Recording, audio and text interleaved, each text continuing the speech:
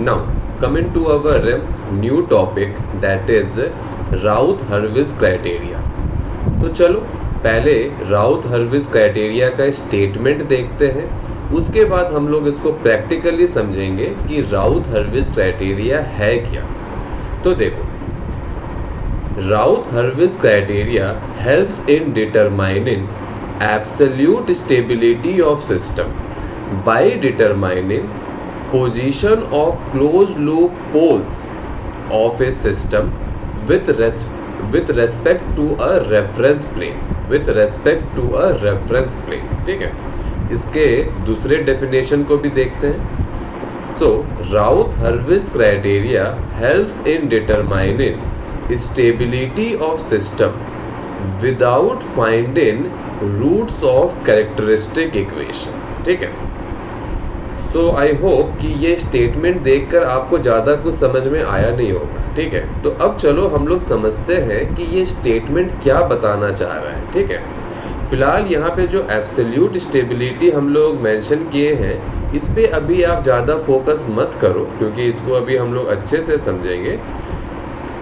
अभी तो हम लोग देखते हैं कि ये क्या लिख रहे हैं कि राउथ-हर्विस क्राइटेरिया हम लोगों को हेल्प करता है in determining absolute stability of system by determining position of close loop poles with respect to a reference plane. और दूसरा डेफिनेशन इसका बता रहा है कि Routh Hurwitz criteria helps in determining stability of system without finding roots of characteristic equation, ठीक है।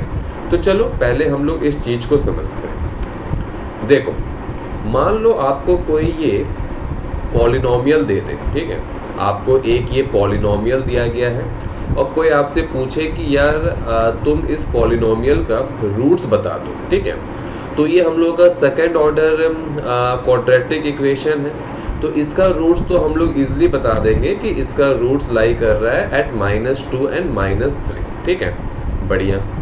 अब मान लो आपको कोई एक ये पॉलिनोमियल दे दे, ठीक है। देखो इस पॉलिनोमियल का ऑर्डर कितना है, 8, ठीक है। अब अगर आपसे कोई ये पूछे कि यार इस पॉलिनोमियल में जितने रूट्स हैं उसका जो एग्जैक्ट पोजीशन है वो आप बता दो, तो इसको बताने में आपका हालत ख़राब हो जाएगा। एक बहुत ही लेंदी कैलकुलेशन रहेगा, उसके बाद ही जाके आप अपने लोकेशन ऑफ रूट्स को बता सकते हैं फॉर दिस पॉलिनोमियल इक्वेशन, ठीक है। लेकिन मान लो अब आपको कोई ये बोले कि यार ये जो पॉलिनोमियल इक्वेशन है इसमें हमें ये मतलब नहीं है कि मेरा रूट्स एग्जैक्टली कहाँ लाई कर रहा है, ठीक है। इस पॉलिनोमियल इक्वेशंस के जो रूट्स है वो एग्जैक्टली कहाँ लाई कर रहा है उससे हम लोगों को मतलब नहीं है। हमें तो बस मतलब ये है कि आपको एक ये एस प्लेन दे दिया। अब आप इस एस प्लेन में बता दो कि इस पॉलिनोमियल इक्वेशंस के जो रूट्स हैं वो एस प्लेन के लेफ्ट हैंड साइड में लाई करेंगे या राइट हैंड साइड में लाई करेंगे या फिर वो जे ओमेगा एक्सिस में लाई करेंगे, ठीक है। इट मीन्स कि अब आपको वो क्या पूछ रहा है कि यार हमें एग्जैक्ट लोकेशन ऑफ पोल्स या रूट से मतलब नहीं है, अप्रॉक्स लोकेशन ऑफ रूट्स भी चलेगा with respect to a reference plane. जैसे कि यहाँ पे हम लोग रेफरेंस प्लेन एस प्लेन ले रहे हैं, तो हमें तो बस आप ये बता दो कि वो LHS ऑफ एस प्लेन पे लाई करे या RHS ऑफ एस प्लेन पे लाई करे या जे ओमेगा एक्सिस पे लाई करे। एग्जैक्ट लोकेशन मत बताओ, बस बता दो कि वो लेफ्ट में है, राइट में है या जे ओमेगा एक्सिस में, ठीक है। तो इस चीज को बताने में आपको राउथ-हर्विस क्राइटेरिया हेल्प करता है। इसी चीज को बताने में आपका राउथ-हर्विस क्राइटेरिया हेल्प करता है। राउथ-हर्विस क्राइटेरिया क्या है कि आपको एग्जैक्ट लोकेशन ऑफ रूट्स नहीं बताएगा। जो राउथ-हर्विस क्राइटेरिया है वो आपको एग्जैक्ट लोकेशन ऑफ रूट्स नहीं बताएगा, वो आपको वो आपको क्या बताएगा, वो आपको क्लोज लूप पोल्स है या रूट्स है उसका एक उसका एक अप्रॉक्स लोकेशन बता देगा with respect to a reference plane. उसका एक अप्रॉक्स लोकेशन बता देगा with respect to a reference plane. तो देखो यहाँ पे वो यही लिख रहे हैं कि Routh Hurwitz criteria helps in determining absolute stability of system. Absolute stability पे अभी आप फोकस मत करो, इसको अभी हम लोग देखेंगे। By determining position of close loop poles of a system with respect to a reference plane. यहाँ जो ये position of close loop roots है या पोल्स है, ये आपका एग्जैक्ट पोजीशनिंग नहीं है, ये आपका एक अप्रॉक्स पोजीशनिंग है with respect to a reference plane. ठीक है। और यहाँ पे भी देखो सेकेंड डेफिनेशन में भी हम लोग को वो यही बता रहा है कि जो राउथ हर्विज क्राइटेरिया है, it helps in determining stability of system without finding roots of characteristic equation. जैसे कि ये आपको एक लंबा चौड़ा सा कैरेक्टरिस्टिक इक्वेशन दे दिया तो इस कैरेक्टरिस्टिक इक्वेशन का हम लोग को रूट्स निकालने का जरूरत नहीं है। राउथ हर्विज क्राइटेरिया से हम लोग अगर इसका रूट्स का अप्रॉक्स लोकेशन भी पता कर पाए with respect to a reference plane, तो भी हम लोग अपने सिस्टम के स्टेबिलिटी को जज कर सकते हैं। ठीक है। कैसे जज करेंगे वो अभी हम लोग पता करते हैं। So I hope this is clear to you. अब देखो, अगर आपको definition of Routh Hurwitz criteria clear है, तो अब हम लोग ये समझते हैं कि राउथ हर्विज क्राइटेरिया से हम लोग किस तरह से स्टेबिलिटी को कंक्लूड करते हैं। ठीक है। तो मान लो यही आपको एक कैरेक्टरिस्टिक इक्वेशन दे दिया गया है। ठीक है। ये जो आपका पॉलिनोमियल इक्वेशन है, मान लो ये आपका कैरेक्टरिस्टिक इक्वेशन। ठीक है। ये आपका कैरेक्टरिस्टिक इक्वेशन। ठीक है। अब मान लो कि आपने राउथ हर्विज क्राइटेरिया यहाँ पे लगाया। ठीक है। राउथ हर्विज क्राइटेरिया लगाकर आपको ये इंफॉर्मेशन मिला कि ये जो एस प्लेन है, इसके LHS में मेरे 4 रूट्स लाई कर रहे हैं। ठीक है। देखो, मैं आपको बता दूं कि ये जो मेरा कैरेक्टरिस्टिक इक्वेशन है या पॉलिनोमियल इक्वेशन है, ज़रूरी नहीं है कि जब हम लोग इसमें अभी राउथ हर्विज लगाएंगे तो यही रिजल्ट मिलने वाला है कि 4 रूट्स मेरे LHS पे लाई किया और 4 रूट्स मेरे RHS पे लाई किया। ठीक है। यहाँ तो अभी हम लोग बस एक हाइपोथेटिकल एग्जाम्पल लेके चल रहे हैं, बस जस्ट टू अंडरस्टैंड कि राउथ हर्विज क्राइटेरिया से हम लोग किस तरह से स्टेबिलिटी को डिराइव करते हैं। ठीक है। हो सकता है कि जब इसमें हम लोग राउथ हर्विज लगाएंगे तो कुछ और रिजल्ट आ जाए, LHS में कुछ और नंबर ऑफ रूट्स आए, RHS में कुछ और नंबर ऑफ रूट्स आए, एंड सो ऑन। वो तो अभी हम लोग आगे चल के देखेंगे ही।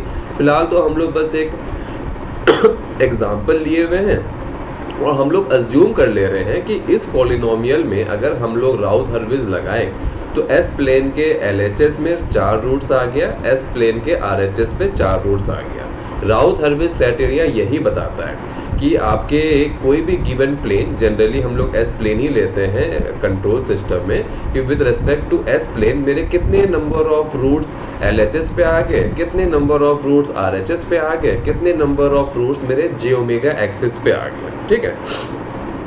एग्जैक्ट लोकेशन वो नहीं बताता है, वो बस एक अप्रॉक्स लोकेशन बता देता है with respect to a reference plane. तो मान लो 4 रूट्स मेरे LHS पे है, 4 रूट्स मेरे RHS पे है। अब आप ये बताओ कि ये सिस्टम मेरा स्टेबल होगा कि नहीं। तो आप बोलोगे कि सर मेरे 4 रूट्स RHS पे आ रहे हैं, तो ये सिस्टम मेरा अनस्टेबल है। ठीक है। तो आप देख सकते हो importance of Routh Hurwitz criteria. इसका इंपॉर्टेंस क्या है? इतना लंबा चौड़ा मेरे पास पॉलिनोमियल इक्वेशन था या कैरेक्टरिस्टिक इक्वेशन था, जिसका अगर हम लोग एग्जैक्ट लोकेशन ऑफ रूट्स निकालते और फिर स्टेबिलिटी कंक्लूड करते तो हम लोगों को 2-3 घंटे लग जाता। ठीक है। लेकिन अगर आपको कोई ये बोल दे कि यार ये पॉलिनोमियल इक्वेशन है या ये कैरेक्टरिस्टिक इक्वेशन है, हमें तो आप बस ये बता दो कि ये सिस्टम स्टेबल है कि नहीं, हमें ये चीज़ जानने में इंटरेस्ट नहीं है कि मेरे रूट्स का एग्जैक्ट लोकेशन क्या है।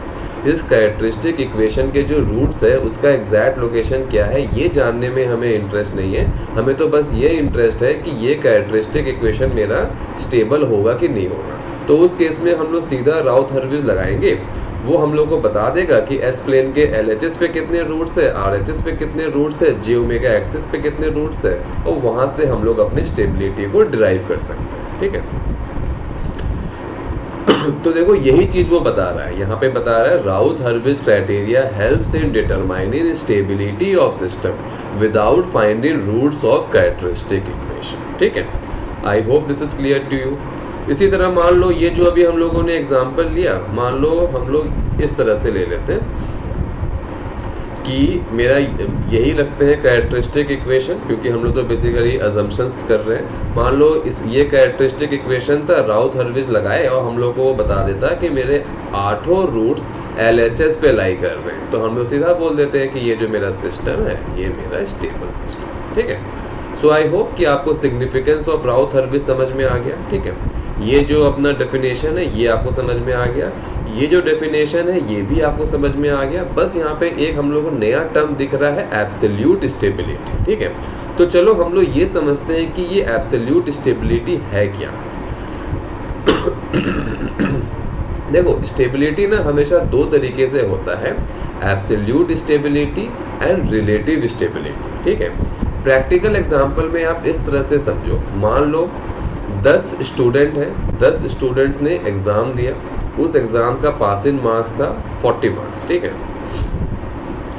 अब कोई आपसे ये पूछ रहा है कि यार 10 बच्चों ने एग्जाम दिया, ये बता दो कितने लोग पास किए, कितने लोग फेल किए। इट मीन्स कितने लोग 40 मार्क्स से ऊपर लेकर आए, कितने लोग 40 मार्क्स से नीचे लेकर आए। ठीक है, तो इस तरह तो आपने पेपर्स चेक किया और आपने बता दिया कि यार 4 लोग तो फेल कर गए क्योंकि उनका नंबर 40 मार्क्स से कम था, और 6 लोग पास कर गए क्योंकि उसका नंबर 40 मार्क्स से ज़्यादा था। तो ये हम लोग का एक तरह से एब्सोल्यूट स्टेबिलिटी है। ठीक है, लेकिन अब समझ लो, अब हम लोग समझते हैं कि रिलेटिव स्टेबिलिटी क्या होता है। तो मान लो फिर से 10 बच्चे हैं, 10 बच्चों ने एग्जाम दिया, पासिंग मार्क्स 40 है। अब आपसे कोई ये पूछ रहा है कि यार कितने बच्चे पास किए, कितने बच्चे फेल किए, ये तो आप बताओ। ठीक है, लेकिन साथ में आप ये भी बताओ कि जो बच्चे पास किए उन सबका रैंक कितना है, मीन्स रैंक 1 कितना है, रैंक 2 कितना है। ठीक है, बल्कि रैंक 1 कौन आया, रैंक 2 कौन आया। ठीक है, तो मान लो 10 में से 4 लोग फेल कर गए, तो आप बोलोगे कि 4 लोग तो फेल कर गए, 6 लोग पास कर गए। लेकिन अब इस 6 लोग में भी आपको रैंकिंग बताना है फ्रॉम 1 to 6, तो उसको हम लोग कहते हैं रिलेटिव स्टेबिलिटी। ठीक है, इसी तरह चलो हम लोग इसको कंट्रोल सिस्टम के वे आउट में समझते हैं। तो देखो यहाँ पे क्या लिखा हुआ है, through absolute stability we can only determine whether a given system is stable और नॉट। तो आप देखो यहाँ पे जो राउथ हर्विज है वो यही कर रहा है कि जैसे ये हम लोग को कैरेक्टरिस्टिक इक्वेशन दे दिया, तो इस कैरेक्टरिस्टिक इक्वेशन का हम लोग एग्जैक्ट लोकेशन ऑफ रूट्स तो नहीं निकाल रहे हैं, हम लोग तो बस एक रेफरेंस प्लेन लेके ये बता दे रहे हैं कितना रूट्स LHS पे है, कितना रूट्स RHS पे है, और वहाँ से हम लोग अपना जजमेंट दे रहे हैं कि सिस्टम मेरा स्टेबल है कि नहीं। तो इस तरह का जो स्टेबिलिटी है जिसमें हम लोग सिर्फ सिस्टम के स्टेबिलिटी पे कमेंट कर रहे हैं, उसे हम लोग कहते हैं एब्सोल्यूट स्टेबिलिटी। अब देखो रिलेटिव स्टेबिलिटी क्या है, through relative stability we can determine whether my system is stable और not, as well as we can determine which pole is causing instability of system. Relative stability क्या है, आपके पास एक characteristic equation है। ठीक है, अब उस कैरेक्टरिस्टिक इक्वेशन से क्या है, जैसे हम लोगों ने राउथ हर्विज लगा दिया, तो वो तो बता दिया कि मेरे कितने रूट्स LHS पे है, कितने रूट्स RHS पे है, और उसने बता दिया अपना स्टेबिलिटी ऑफ सिस्टम, जिसको हम लोग कहते हैं एब्सोल्यूट स्टेबिलिटी।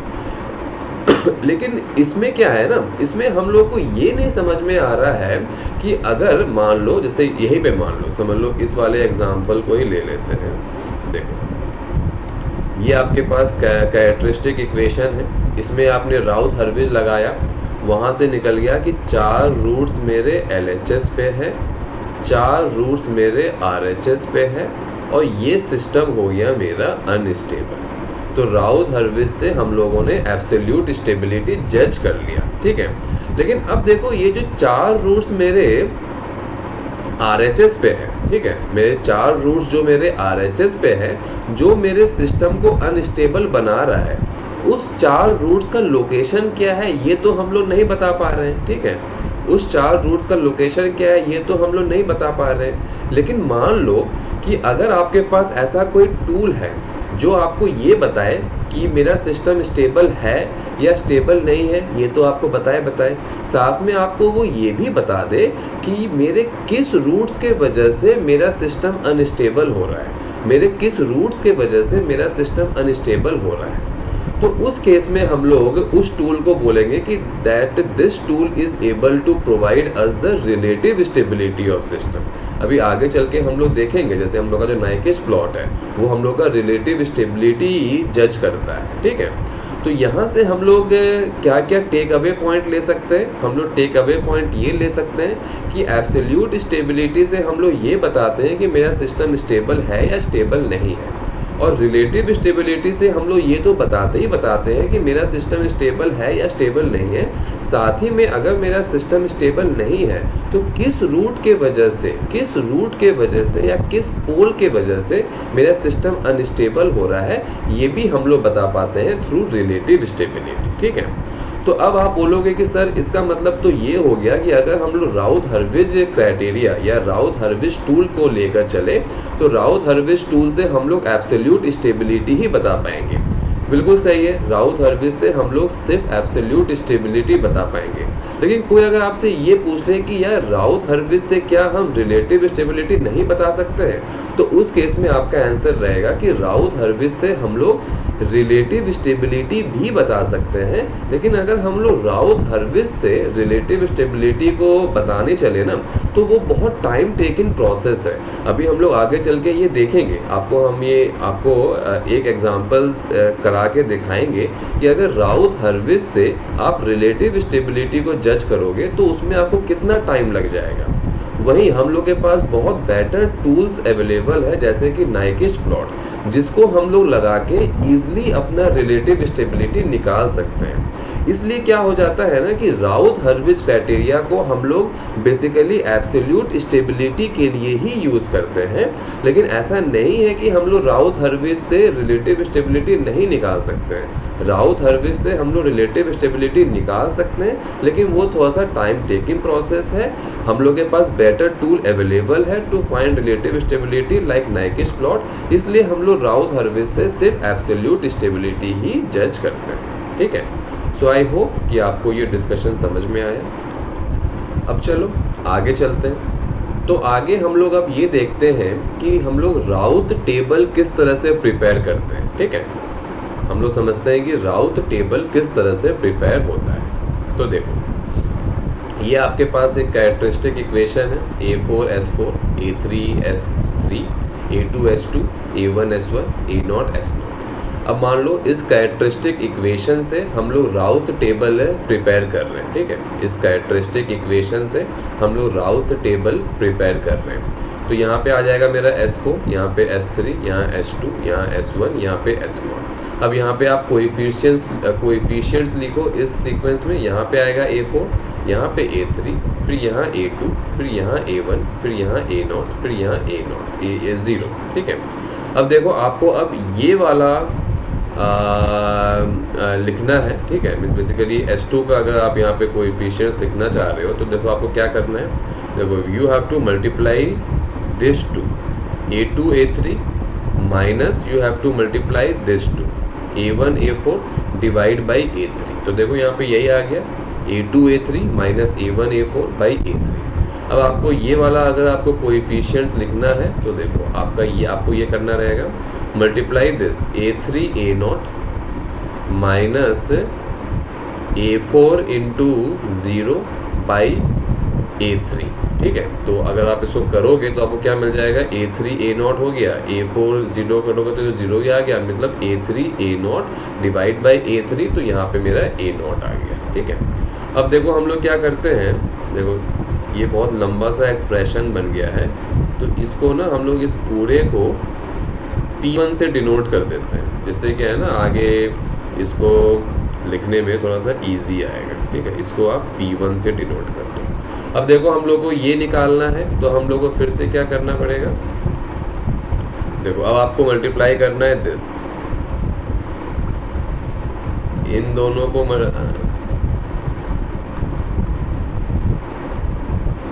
इन दोनों को मल्टीप्लाई करो, means P1 into A1 minus A3 A0 divide by P1, P1 A1 minus A0 A3 divide by P1, ठीक है। अब इस वाले के लिए आपको क्या करना है, देखो इसको आप करो, इधर P1 से यहाँ पे 0 मल्टीप्लाई होगा और यहाँ पे आपका A3 से भी आपका यहाँ पे देखो 0 ही है, ठीक है। तो दोनों 0 रहेगा तो ये आपका 0 ही आ गया, ठीक है, ये आ गया। अब आपको अगर इसको निकालना है तो आपको फिर से वही करना है, दिस वाले को दिस इंटू दिस और ये P1 into A0 divide by P1 divide by P1, अरे सॉरी डिवाइड बाई दिस, तो आपका फाइनली A0 आ जाएगा, आपका फाइनली फिर ये A0 आ जाएगा, ठीक है। सो आई होप कि आपको ये समझ में आया। अब देखो हम लोगों ने राउथ टेबल बनाना सीख लिया, तो अब हम लोग ये समझते हैं कि राउथ हर्विज क्राइटेरिया से हम लोग स्टेबिलिटी कैसे डिसाइड करते हैं, ठीक है। तो देखो यहाँ पे क्या लिखा हुआ है, according to RH criteria, RH is Routh Hurwitz criteria, for closed loop system to be stable, it is necessary and sufficient that all elements of first column of Routh array, must have same sign, if no row of Routh array is 0 completely। देखो ये वाला जो line है ना, देखो ये वाला जो लाइन है, if no row of Routh array is 0 completely, इस पे अभी आप फोकस मत करो, इसको अभी हम लोग आगे चल के बहुत डिटेल्स में देखेंगे। फिलहाल तो आप इस पे फोकस करो कि RH क्राइटेरिया से क्या है कि हम लोग अपने क्लोज लूप सिस्टम को स्टेबल बोलेंगे if all elements of first column of Routh array has the same sign, ठीक है। अब दूसरा यहाँ पे क्या लिख रहा है, if there is sign change, if there is sign change, if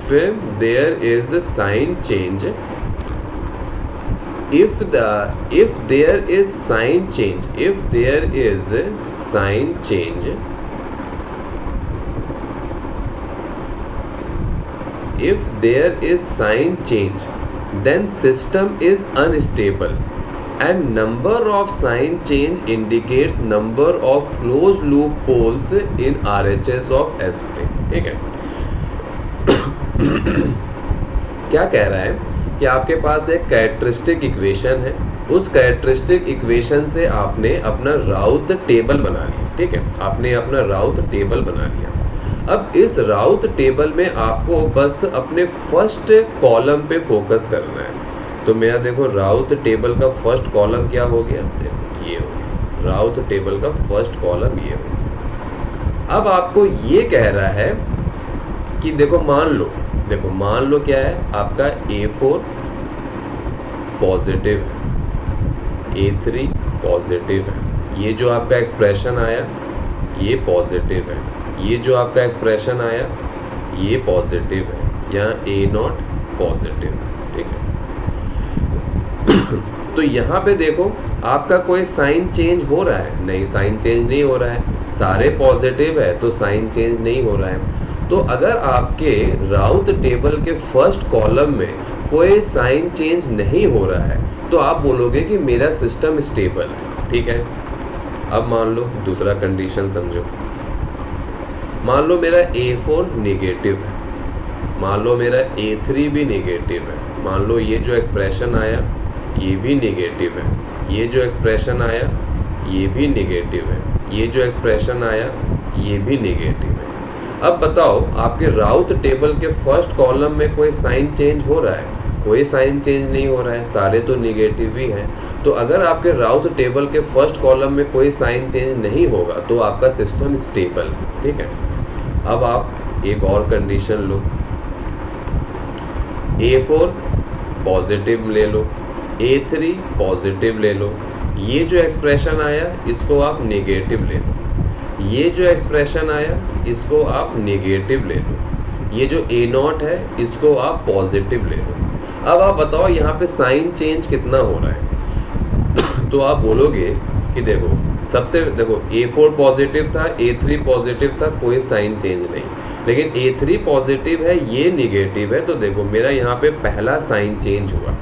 अब देखो ये नेगेटिव, कोई साइन चेंज नहीं हुआ, लेकिन देखो ये नेगेटिव, ये पॉजिटिव, इट मीन्स कि यहाँ पे मेरा दूसरा साइन चेंज हुआ। तो यहाँ पे देखो मेरे कितने साइन चेंज हुए, 2 साइन चेंज हो रहे हैं, ठीक है। अगर मेरे 2 साइन चेंज हो रहे हैं तो सबसे पहला तो ये हो गया कि मेरा सिस्टम हो गया अनस्टेबल। 2 साइन चेंज हुआ तो सबसे पहले तो आप बोल दोगे कि यार मेरा सिस्टम अनस्टेबल हो गया, ठीक है। ये तो हो गया, मीन स्टेबिलिटी तो आप यहीं पे कंफर्म कर दिए कि अगर साइन चेंज हो गया तो मेरा सिस्टम अनस्टेबल हो गया। लेकिन अगर आपसे कोई ये पूछ ले कि चलो ठीक है आपका सिस्टम तो अनस्टेबल हो गया, ये जो कैरेक्टरिस्टिक इक्वेशन था इसका ऑर्डर 4 है, इट मीन्स कि मेरे जो क्लोज लूप पोल्स है वो 4 है, ठीक है। क्लोज लूप पोल्स 4 है क्योंकि कैरेक्टरिस्टिक इक्वेशन का ऑर्डर 4, इट मीन्स कि क्लोज लूप पोल 4 हो गए, ठीक है। अब कोई आपसे ये पूछ ले कि यार इस 4 में से ये बता दो कि LHS में कितने लाई किए, RHS पे कितने लाई किए, तो देखो वो हम लोग कैसे डिसाइड करते हैं। देखो 2 साइन चेंज, इट मीन्स कि मेरे 2 पोल्स RHS पे लाई किए, इट मीन्स कि देख लो इसको अगर हम लोग इस तरह से कर दिए कि मेरे RHS में कितने रूट्स हैं और LHS में कितने रूट्स हैं, तो जितने नंबर ऑफ साइन चेंज होंगे उतने रूट्स मेरे RHS पे होंगे। तो यहाँ पे 2 साइन चेंज था, इट मीन्स कि RHS पे 2 रूट्स हो गया। अब अगर RHS में 2 रूट्स है तो बाकी 2 रूट्स कहाँ आ गए, वो LHS पे आ गए, ठीक है। आप बोलोगे कि सर J ओमेगा एक्सिस भी तो है, J ओमेगा एक्सिस पे भी तो रूट्स लाई कर सकते हैं, तो वो वाला केस अभी हम लोग आगे देखेंगे। वो वाला केस हम लोग कहाँ देखेंगे, देखो ये हम लोग डेफिनेशन में देखे थे ना, ये जो हम लोग बात किए थे कि ये जो लाइन है, if no row of Routh array is 0 completely, इस वाले में हम लोग देखेंगे कि कैसे हम लोग का रूट्स J ओमेगा एक्सिस पे भी लाई कर सकता है, और वो कब लाई करेगा, जब मेरे राउट एरे का कोई रो 0 हो जाए। तो अभी इस पे दिमाग मत लगाओ, इसको तो अभी हम लोग बहुत ही डिटेल्स में आगे देखेंगे। फिलहाल तो अभी J ओमेगा एक्सिस में जो रूट्स लाई करते हैं उसको अभी आप इग्नोर करके चलो। फिलहाल तो अभी हम लोग फोकस करते हैं कि LHS में रूट्स कैसे निकालना है, RHS में रूट्स कैसे निकालना है, ठीक है। तो यहाँ से कैसे समझे हम लोग, कैरेक्टरिस्टिक इक्वेशन था, ऑर्डर 4 था, तो क्लोज लूप पोल्स 4 हो गए। अब यहाँ पे साइन चेंज 2 हुआ, साइन चेंज हो गया तो मेरा सिस्टम हो गया अनस्टेबल। अब मेरे 2 साइन चेंज है, इट मीन्स कि 2 पोल्स RHS पे लाई कर गए। अगर 4 में से 2 RHS पे लाई कर गए तो मेरे 2 LHS पे लाई कर गए, ठीक है। तो यही चीज यहाँ पे स्टेटमेंट में लिखा है। क्या लिखा है, according to Routh Hurwitz criteria for close loop system to be stable, it is necessary and sufficient that all elements of first column of Routh array must have same sign. अगर राउथ एरे के first column में कोई sign change नहीं है तो आपका system unstable हो जाएगा, आपका सिस्टम स्टेबल हो जाएगा। लेकिन अगर आपका साइन चेंज है तो वो यहाँ लिख रहा है, if there is sign change then system is unstable. Sign change है तो सिस्टम तो मेरा अनस्टेबल हो गया। And number of sign change indicates number of close loop poles line in RHS of S plane. जितने साइन चेंज होंगे उतने number of poles मेरे RHS ऑफ S प्लेन पे लाई करेंगे, ठीक है। तो देखो हम लोग बहुत ही बेसिक में बहुत ही आराम से चल रहे हैं चीज़ों को डिस्कस करते हुए। आई होप कि आपको ये सारे चीज़ समझ में आ रहे हैं। तो चलो आगे चलते हैं। अब चलो एक क्वेश्चन देखते हैं जिससे आपको और क्लैरिटी मिल जाए। तो देखो ये आपको एक कैरेक्टरिस्टिक इक्वेशन दे दिया गया है और आपसे पूछ रहा है कि सबसे पहले तो आप ये बताओ कि मेरा सिस्टम स्टेबल है कि नहीं, और अगर मेरा सिस्टम अनस्टेबल है तो कितने रूट्स मेरे LHS ऑफ S प्लेन पे लाई कर रहे हैं एंड कितने रूट्स मेरे RHS ऑफ S प्लेन पे लाई कर रहे हैं। तो आप सबसे पहले राउथ टेबल बनाओगे। राउथ टेबल कैसे बनता है ये अभी हम लोगों ने ऑलरेडी डिस्कस कर लिया है। तो यहाँ पे मैंने पहले से ही टेबल बना के रख लिया है, ठीक है। तो देखो ये राउथ टेबल बन गया। तो अब हम लोगों को क्या फोकस करना है, हम लोगों को राउथ टेबल के फर्स्ट कॉलम में फोकस करना है और ये देखना है कि कोई साइन चेंज तो नहीं हो रहा है। तो देखो यहाँ पे हम लोग देख सकते हैं कि ये हम लोग का पहला साइन चेंज हुआ, ठीक है। और ये हम लोगों का दूसरा साइन चेंज हुआ। यहाँ पॉजिटिव से नेगेटिव पे गए, नेगेटिव से पॉजिटिव पे गए। तो यहाँ पे हम लोग कह सकते हैं, देखो यहाँ पे हम लोग क्या क्या कह सकते हैं कि मेरे साइन चेंज कितने हो रहे हैं, मेरे 2 साइन चेंज हुआ, ठीक है, 2 साइन चेंज हुआ। अगर मेरे राउथ टेबल के फर्स्ट कॉलम में साइन चेंज हो गया, इट मीन्स कि मेरा सिस्टम हो गया अनस्टेबल, ठीक है। तो पहला कंक्लूजन तो हम लोग निकाल लिए। अब हम लोगों को ये देखना है कि कितने, अब हम लोगों को रूट्स का पोजीशनिंग देखना है। तो देखो कैरेक्टरिस्टिक इक्वेशन का ऑर्डर 5 था, मीन्स टोटल जो मेरे क्लोज लूप पोल्स है वो मेरे 5 है। अब मेरा देखो साइन चेंज 2 हो रहा है, मीन्स मेरे 2 पोल्स RHS पे लाई कर रहे हैं, ठीक है, RHS ऑफ S प्लेन पे 2 पोल्स लाई कर रहे हैं। अब अगर 5 में से 2 RHS पे लाई कर गया तो LHS पे मेरे कितने रूट्स लाई किए, LHS में मेरे 3 रूट्स लाई किए, ठीक है। तो आप लोग देख सकते हो कि किस तरह से हम लोग राउथ टेबल से ये सब इंफॉर्मेशन इजिली कंक्लूड कर सकते हैं, ठीक है। I hope this is clear to you. अब चलो यहाँ तक अगर चीज़ें क्लियर है तो हम लोग अब नेक्स्ट इम्पॉर्टेंट पॉइंट पे आते हैं ऑफ अवर राउथ हर्विट्ज क्राइटेरिया। तो देखो यहाँ पे आपका क्या कह रहा है, if all the coefficients of characteristic equation are non zero and have positive sign then it is necessary but not a sufficient condition for stability. ये एक इम्पॉर्टेंट पॉइंट है, इस पॉइंट को लेके काफ़ी कंफ्यूजन भी रहता है स्टूडेंट्स के मन में, तो इस पॉइंट को आप ध्यान से समझिए, ठीक है।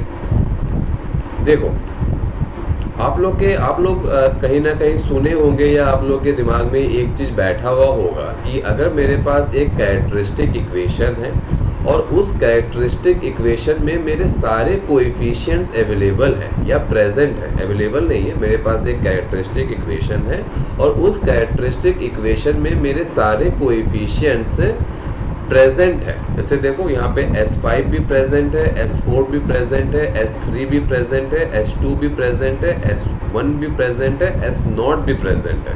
मीन्स मेरे सारे कोएफिशिएंट्स प्रेजेंट है, कोई भी कोएफिशिएंट मिस नहीं हो रहा है। ऐसा नहीं है कि S5 है लेकिन S4 नहीं है, S3 है लेकिन S2 नहीं है, ऐसा नहीं है, ठीक है। मेरे पास यहाँ पे सारे कोएफिशिएंट्स प्रेजेंट है और सारे कोएफिशिएंट्स का जो साइन है वो पॉजिटिव है। तो आपके मन में एक ये क्या कहते हैं, आपके मन में एक ये कॉन्सेप्ट होगा कि अगर मेरे पास एक कैरेक्टरिस्टिक इक्वेशन है और उस कैरेक्टरिस्टिक इक्वेशन के सारे कोएफिशिएंट्स प्रेजेंट है एंड मेरे सारे कोएफिशिएंट्स का साइन पॉजिटिव है तो मेरा सिस्टम स्टेबल हो जाता है। आप कभी कभी इस तरह से क्वेश्चन सॉल्व भी कर देते होंगे ऑब्जेक्टिव टाइप का, ठीक है। कभी कभी वो सही होता होगा, कभी कभी वो गलत होता होगा। तो चलो इस मिसकंसेप्शन को हम लोग सबसे पहले दूर करते हैं, ठीक है। तो देखो